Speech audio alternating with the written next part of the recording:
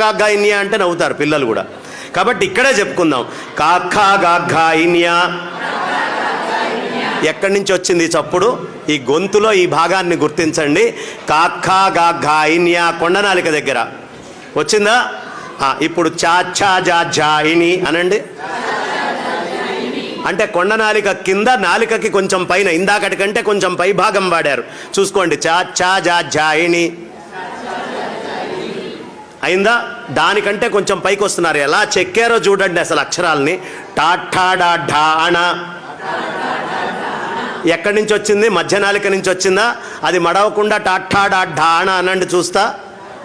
టాఠా డా ఢా అణ. ఋషి ఎలా చెక్కాడో చూడండి అక్షరాలని. నెక్స్ట్ తాథా దా ధాన. నాలిక కొస వాడకుండా అనండి.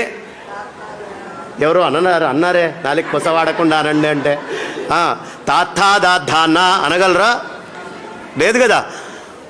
మళ్ళీ పెదాలు వాడకుండా పాపా బా భామా. పెదాలు వాడకుండా అనమంటే అనేసారే.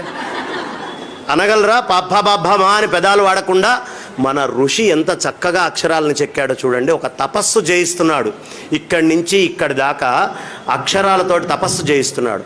నేను ఈ మధ్య అనుకోకుండా ఒక హాస్పిటల్ దగ్గరికి వెళ్ళటమైంది. మాకు తెలిసిన మిత్రుడిని తీసుకొని వెళ్ళాను. ఆయనకి చెయ్యి ఇట్లా వణుకుతోందమ్మా. చెయ్యి వణుకుతోంది. వణుకుతుంటే డాక్టర్ కృష్ణ సుబ్రహ్మణ్యం గారిని ఇవాళ పాపం ఆయన ఇవాళ కూడా నేను కలవటమైంది. ఆర్థోపెడిక్ ఆయన, న్యూరో ఆయన కూడా పక్కన కూర్చొని ఉన్నారు. ఏమండి చెయ్యి ఇలా వణుకుతోంది అన్నాడు. అంటే ఆయన మామూలుగా ఏదో టెస్ట్ చేయాలి కదా. ఆయన ఏమడిగాడంటే, ఏమండి దృష్టద్యుమ్నుడు దృష్టద్యుమ్నుడు దృష్టద్యుమ్నుడు అని ఆగకుండా 10 సార్లు అనండి అన్నాడు.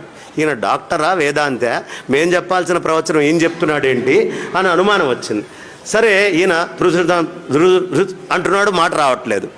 అయ్యా ఈ మాటని బట్టి నాకు అర్థమైంది, మీ నరాలలో ఒక రకమైనటువంటి శక్తి మొత్తం కోల్పోయారు, తద్వారా మీరు బయటికి మాట్లాడలేకపోతున్నారు అని చెప్పాడు.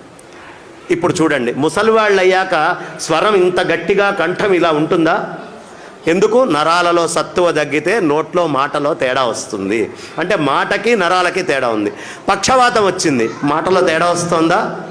నరాలకి మాటకి చాలా సంబంధం ఉంది. నరాలకి మాటకి చాలా సంబంధం, చాలా దగ్గర సంబంధం ఉంది. ఇది మన ఋషులకి తెలుసు. అందుకనే చిన్న వయస్సు నుంచి మనతోటి రకరకాలైనటువంటి పద్యాలు